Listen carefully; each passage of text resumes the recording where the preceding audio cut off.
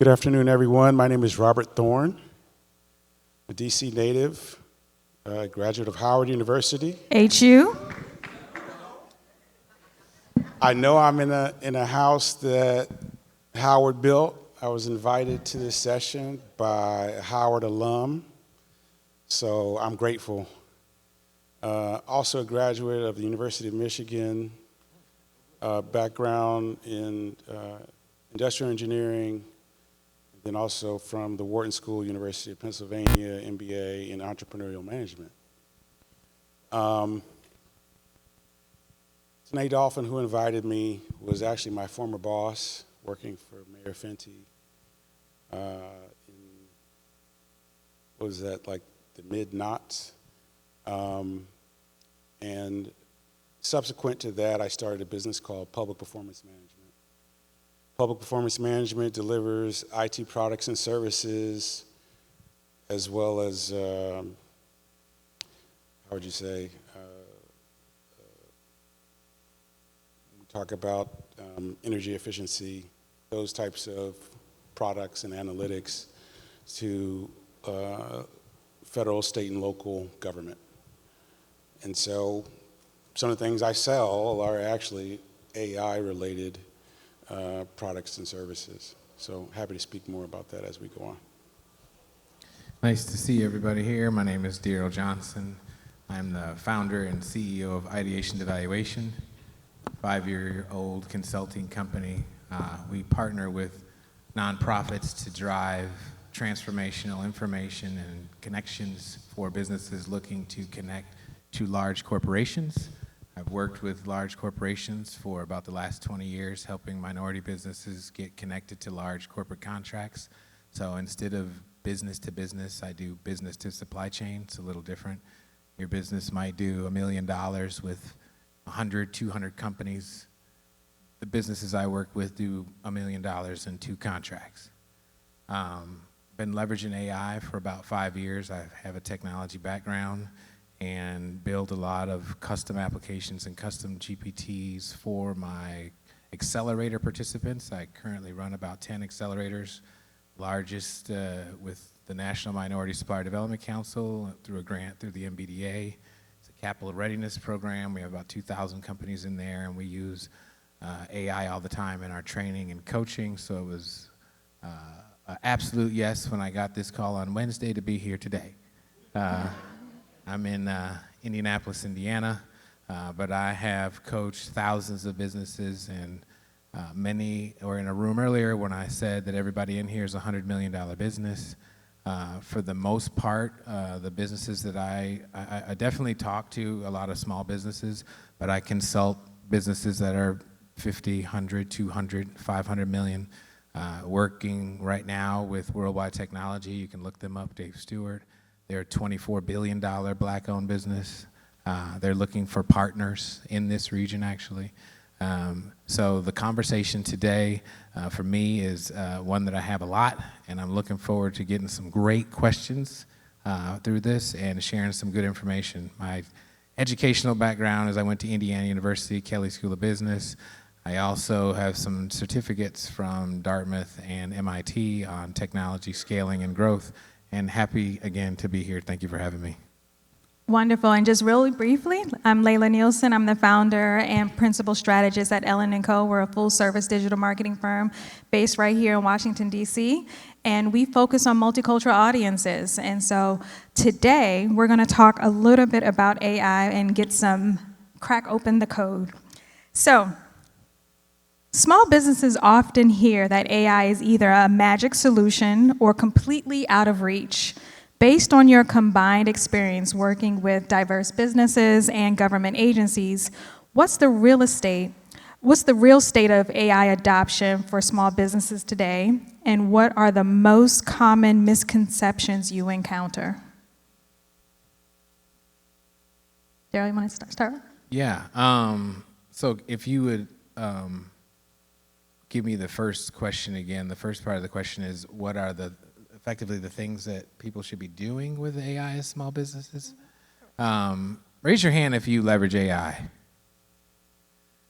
Now, I need you to be honest. Keep your hands up. Keep your hands up. Put your hands down if you leverage AI pretty much only to help you write emails. Emails. Put your hands down if you only pretty much use it to ask a question or two, like research. Good. Okay, we got some users in here. One of the things that I notice is that people, particularly small businesses, don't necessarily understand how to integrate it as almost like another staff member in your organization. So I would encourage you all not to, in fact, raise your hand if you build custom GPT agents. Okay, look around, y'all, look around. These are the people that, if you competing against them, are gonna eat your lunch. Most of you are gonna be competing with businesses that are leveraging AI. And so I would recommend to you, if you see a YouTube that says, hey, I'll teach you the 5 things you need to know about these different, start watching that, start consuming. Your business is only gonna grow as fast as you grow up here. Make sure that if you are a service-based business, you probably, are responding to RFPs, you're probably lots of emails. There's custom GPTs already built or that you can leverage to make get a lot more productivity out of your day. I use AI all day. I probably do 80 hours of work in 40 hours. You saw earlier, there's my face up there with a QR code. Behind that is a custom GPT that does a lot of lifting for you for messaging, for positioning, for helping you find access to capital. I built that this morning. This is not hard. Don't be afraid of it. It's not hard. Play with it, try to break it. It's not hard. I think the small businesses need to, push yourself just a little bit. AI is not like building code back in the day. You don't have to be a code developer to understand AI. Don't be afraid of it. Use it. The last thing I'll say is, if you want to try to get it in your mind, how should you think about it? Back at our organization, we call them intellectual points. So you have whatever you score on that, forget that thing that tells you how smart you are. If you want to get some more points on that, you want to add more points to yours, use AI. So for government agencies, there's a lot of similarities from helicopter view that are transferable to small businesses as well from an operational lens. So what are some of the misconceptions you encounter, even on the government side, when it comes to AI? I think that's a great observation. As Daryl shared, AI basically represents the slingshot for David, right? And I think it is an equalizer to go up against the larger organizations. Conversely, as one who sells AI to large organizations, it runs the gamut, right? So when we talk about misconceptions, folks will think that AI is sort of like an auto button, like everything happens automatically, the machines are taking over, Terminator, yada, yada, yada. It's not that, right? It runs the gamut of high automation, right? I think an earlier speaker shared, what's the framework for developing AI? Like, yeah, that's there, but when you think about the inputs and the outputs, they're not really consistent in large organizations. When you deal with large organizations, you're dealing with inefficiencies. You're dealing with bureaucracy along the lines of communication. There's a lot of things that don't get shared. When you think about change management, there's the changing of products that go throughout the organization. There's also changing of personnel. When you deal in large organizations, as someone who has started a small business, one of the things I wanted to get away from was folks kind of faking it on the spot. A lot of people kind of promoted to like to the limits of their ability, and most people are promoted one spot above that, right? So there's a lot of people, I believe, who have oversight over these types of programs and initiatives that are not really, to be nice, they're not best suited to actually be running these types of things. So there are a lot of gaps. So when we talk about that spectrum of highly automated, I mean, I've sold products where the manufacturer has claimed it does X, Y, Z, and it actually, it does some of X, Y, Z, but there are a lot of gerbils or hamsters in the background making this stuff work, right? And so I say that as a misconception that things are fully automated, the machines are taking over. It's not really that. I think this is a timely conversation because this is the time to figure out where the opportunity is, because the market is not developed, right? I think as consumers, we benefit from ChatGPT and the like, but on a large business level, there's plenty of time and opportunity yet still to jump in and take a piece. Love that. From my perspective, one of the things operationally as a marketer, I want to kind of frame things for you. I treat my AI solutions like interns, right? So what you both hear on the stage is that AI is not this thing that you can just whisper to and all of a sudden knows all the answers. Treat it like an intern. Feed it all the information you want them to know, he, she, whatever you want to call her. Mine is Claudette. Feed it the information, your standard operating procedures, your tone of voice, all of those things. Treat it like an intern. Put every ounce of information that your organization, your business does, and feed it to this tool so that it learns and becomes smarter over time. So that's one thing I would love for everyone to take away from this conversation, is that you are just as important in this process with AI as the outputs that it will put out. So next question. So Daryl, as the idea guy, who helps businesses transform bold ideas into scalable ventures, can you share a specific example of how a small business used AI to solve a problem that they didn't even know could be automated? And then Rob, from your government sector perspective, what parallels do you see? I consult a decent amount of businesses that use ChatGPT for a number of things. I was pulling up on my phone. I'm going to pull up Alex, who is hopefully going to be your new friend from that custom GPT QR code that was up there. But I was consulting a human resources company, and the human resources company was focused on making sure that their customers have the answers they need when they want them. And the way they were doing that was they were staffing people in a call center. So they had 4 or 5 people in a call center. I'm not trying to take people's jobs. We would just redeploy them more strategically. And I said, let's analyze what type of calls that you are getting. So we started looking at all the calls. We started looking at all the data. And then I said, well, interestingly enough, have you ever thought about putting a chat bot on here and just putting your frequently asked questions? And they said, yeah, we tried that, but people don't really like the back and forth with a chat bot. It's not as intuitive.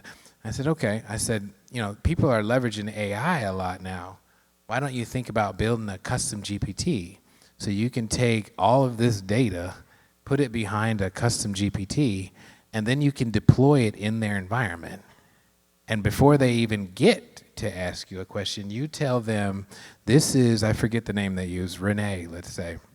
This is Renee Renee is now a part of our organization. Renee is your first go-to, this is what she's saying to all our customers. Renee is your first go-to before you want to call us. Ask Renee, what percent of call decline, what percent call decline do you think they had after about 6 months of doing that? Take a guess. 90. The 10% were people that they only want to talk to a human. Otherwise, the other people didn't want to talk to the human, but they didn't like the clunkiness of a chatbot. You know, when you think about how to use AI to drive value for your business, you have to think about what can you do with it internally, but you should also be thinking about how you can deploy it externally. Your customer's customer, think about your customer's customer. You have a customer and they have a customer. How can you help your customer do better business for their customer?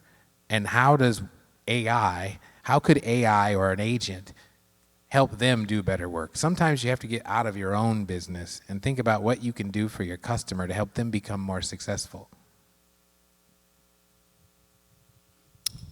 Thank you. So I think in terms of what's scalable from that example, I have a comparable example. DC Department of Employment Services leverages a technology that we provide to them to take resume information from job candidates, sift through them, analytics on what folks are looking for, what folks are providing, and as you mentioned, customer is customer.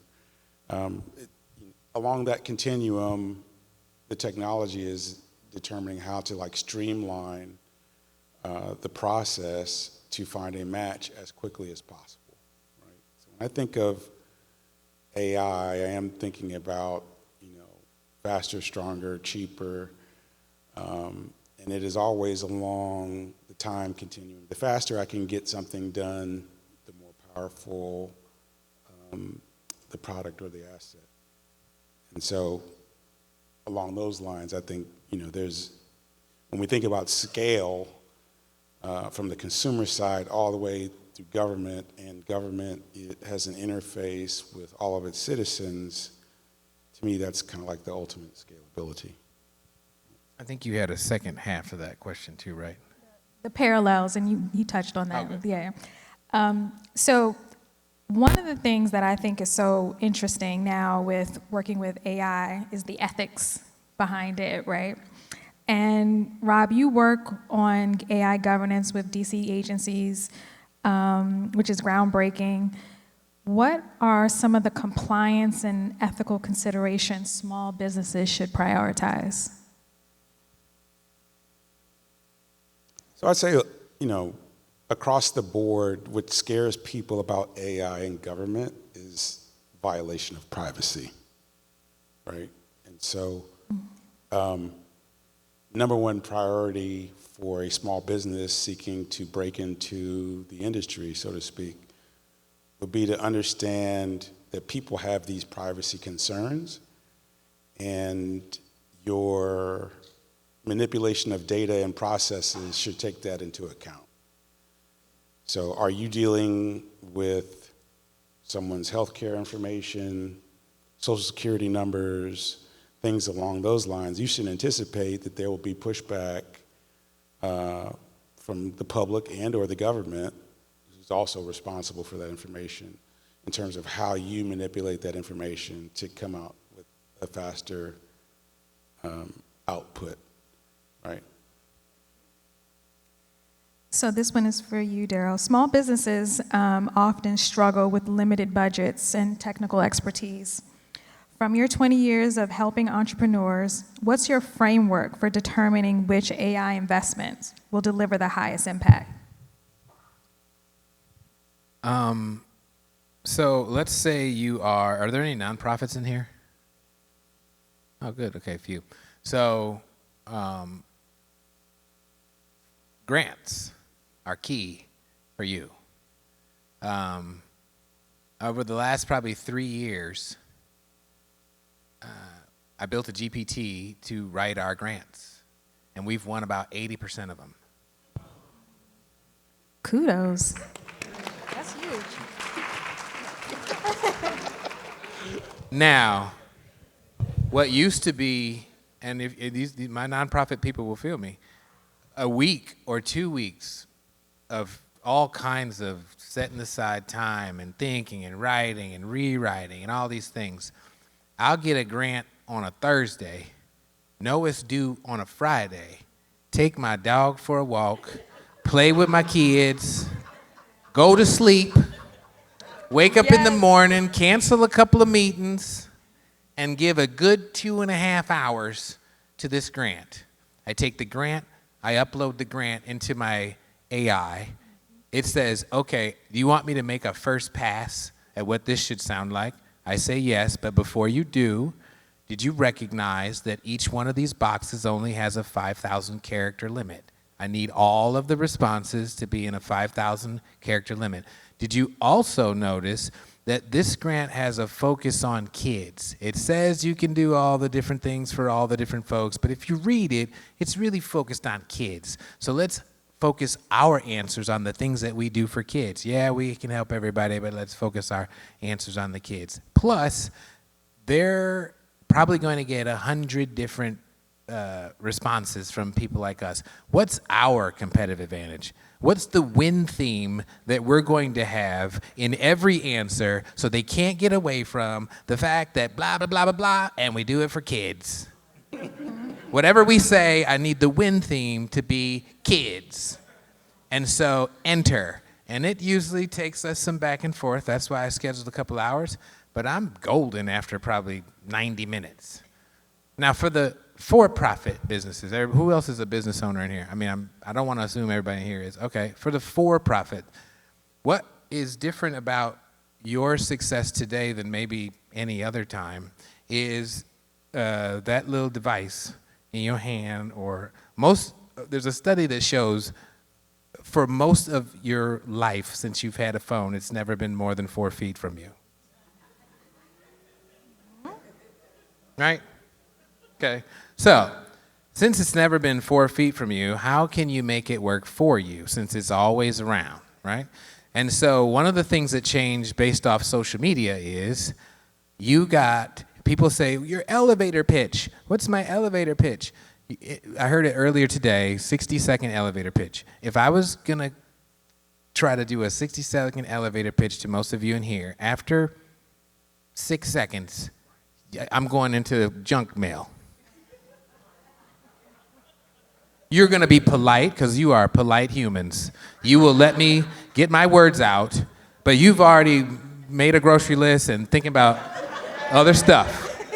Which is fine. It's fine. But if I'm trying to sell you something, it's not helpful, right? So you really have to understand some of the new formulas of how to encode messaging so it hits these super highly distracted buyers. I was saying in the earlier panel that you have to tell me, I am XYZ person. I help buyers that have this problem achieve this desired outcome. And you got about 5 to 7 seconds to do it. If you achieve that in the first 5 to 7 seconds, you get about another 15 seconds to say something else. If you buy me in that first 7, you get the 15. If you do something good in that 15, I'll probably give you 30. You do something good in that 30, I'll probably give you a couple minutes. But if you think, because you started talking, I'm going to give you 2 minutes, you're wrong. So I have a custom GPT. It's called Scale Up. It listens for what is the thing that the person says that they do. And then, why would I just? I'm a small business. AI session. We might as well use AI,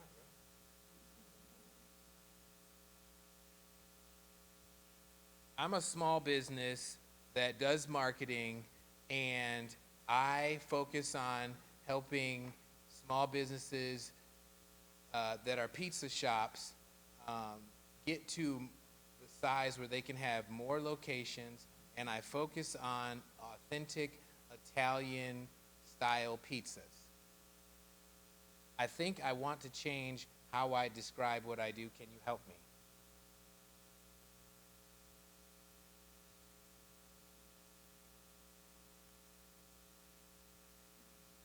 So now it's doing its thing because you all worked with ChatGPT, so it spits out whatever it spits out.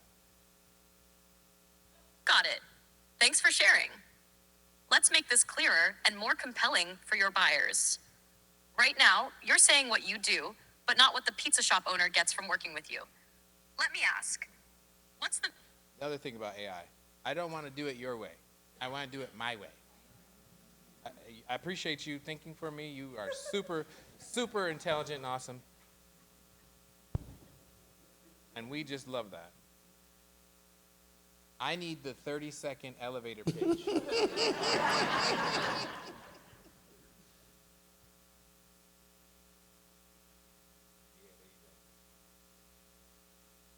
Perfect. A 30-second elevator pitch should quickly show who you help, the pain they face, and the outcome you deliver. Here's a draft tailored to you. I help independent pizza shop owners who make authentic Italian pizza but struggle to grow beyond one location. Most are great at food, but not at marketing, so their shop stays hidden. I give them the strategies and tools to attract more loyal customers, boost revenue, and scale with confidence into multiple locations. Nah, we good. We good. We good. Thank you. Thank you. So one of the things I want to, before you get to that stage, which is one of the things a lot of folks talk about, like how do you train to get to that? And so there's a few things that you can do right now if you have a website, if you have social media, if you have email, right? So with your website, you should have it tied to Google Analytics. Download the last 6 months data of who's coming to your website, where they're coming from, mobile versus desktop. This is a report that's free. Download that, feed it to your ChatGPT tool, number one. The second, go to Meta Business, go to all of your social media platforms, download all your analytics as far back as it can go. Feed that to your tool and do that with MailChimp, whatever email solution that you're using.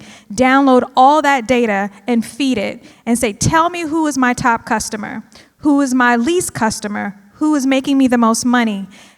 It'll come back and tell you who the perfect persona is, and then what you just saw demonstrated will be so precise, you would know exactly who your customer is, how to talk to them, and what they need, and what are their pain points. So I hope today's discussion gives you a broader approach on how you can use your AI solutions.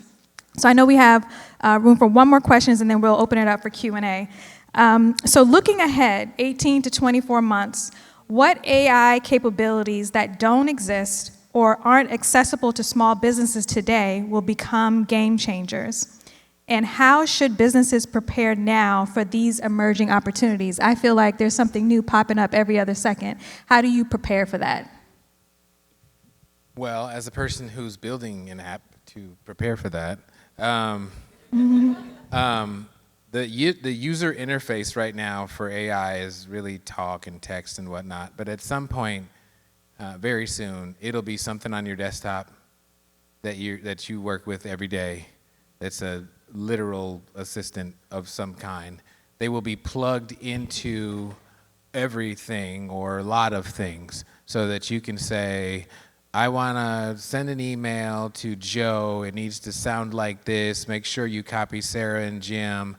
I also need to make sure that the cleaners knows I'm not going to be there Friday. I'm going to be there Saturday. I need some flowers ordered for my wife because her birthday's on Tuesday. Here's what the card should say. My kids' school said that they want my volunteer form signed for me. Can you go find the volunteer form because I don't know where it is. They said it's on their website. Can you go get that, email it to me so that I can go ahead and take care of that? You're just going to be talking like that. One of the things that we also see is, to the point earlier, I'm just gonna. So let me say this first. In America, there are a lot of large corporations. You see them, you name them. 0% of them are innovative. 0%. Okay? Let me help you understand who's in the room.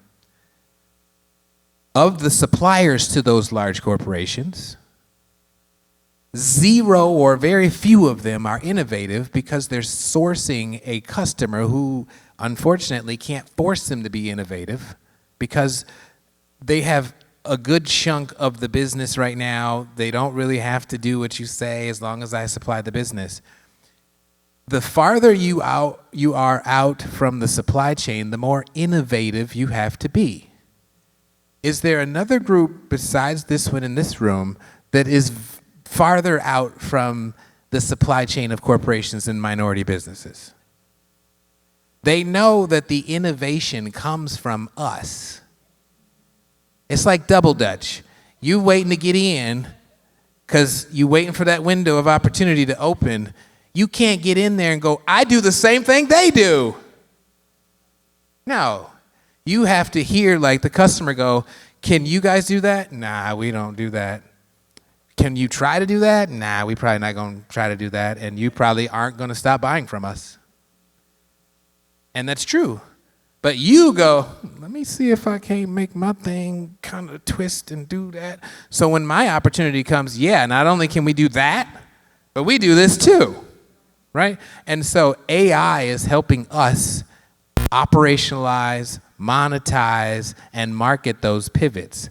So what I think in the future is that we're going to continue to see more AI applications that drive innovation from, as far as I'm concerned, my community into our not my community. And I want to be a part of the change agency that makes you capitalize on that innovation and not us, and not them. Great stuff. Similarly, along those lines, I put the 18 to 24 months in the context of a small business, right? And what will make you more dangerous as a small business? And when I think about AI and operations, operational efficiency is the cross-section of technology, in my opinion, and finance. Okay, so when you're combining those two things, you determine the level of operational efficiency. As a small business, what makes you more competitive, or what I'll say, let me rephrase that. As I look at the next 18 to 24 months as a small business, I would focus on the things that will make me more competitive. I think AI is a catalyst for communications. And when you think about marketing, how quickly you can get your message to market will increase by AI. I think about the tools, like we just redeveloped our website. Our creative director just put this together. She's been doing websites for forever, new media for forever. Like, she turned this around and, like, from front to back, going through the entire organization, getting inputs, so on and so forth, in like less than 2 months, which is unheard of. Thank you. And people are platforming this, right? So there are platforms that are being developed to enable you to turn on a website for next to nothing faster than ever. And so I only think that that type of new media marketing, as well as communications from things that happen on the street to major broadcasts, will happen faster than ever. Absolutely. So we have 30 seconds left, so 15 seconds each. Last words for the small business community here and the adoption of AI. What are your recommendations? If nothing else, use AI to strengthen your message. I talk to a lot of corporations. I talk to their buyers. I talk to a lot of diverse suppliers. The two of them rarely talk to each other, so I'm in the middle. I hear from my diverse suppliers utter and complete capability to do the work. I hear from my corporations utter and complete desire to buy a service that does that work. I connect them. I've done this and generated billions of dollars in revenue for a group of organizations when I worked for the National Minority Supplier Development Council. I'd leave the meeting or I'd leave the connection. I come back and I say, "Did you have a good meeting?" They go, "Yeah, man, we had a great meeting." I talk to the corporation. "I heard you had a great meeting." I don't even know what they do. Messaging. You got all the way there and then didn't know how to communicate what you do. What is the problem? Who is the buyer? What is the problem? What is their desired outcome? Make sure you answer those questions. So I have had all types of jobs or career paths, right? Put it that way.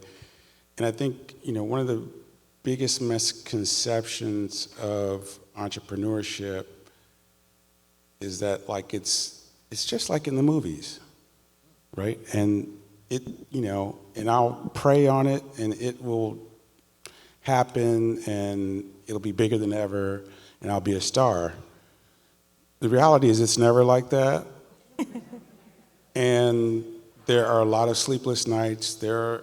And along those misconceptions is not understanding how to get in and get out of the opportunity. I've learned over time that I don't get involved in anything that I cannot see the light at the end of the tunnel from the beginning, right? And so a lot of people get into things where hoping a prayer, maybe this will work out, maybe that'll work out. That's probably not the right opportunity. The AI industry is no different than that. Again, I emphasize we're on the beginning of this trip into a new world. Understand how these tools work. Understand how you can leverage them without any gaps. And trust me, on the front end, there are a lot of gaps that are innate within the industry that nobody has fully defined. And it's really your job on the front end before you jump in to identify what those gaps are. So with that, I say take a very measured approach. This game is moving very, very fast. There's huge opportunity, there's no question about it. But don't put all your chips in without understanding what you're getting into. In my 2 cents, as an entrepreneur, all of the administrative tasks that are taking you away from your excellence, figure out how to outsource that to AI. Invoicing, meeting notes, recaps, organizing your folders, summarizing RFPs. Give that all to AI so that you can focus on what you're excellent at. And with that, help me thank the panel today.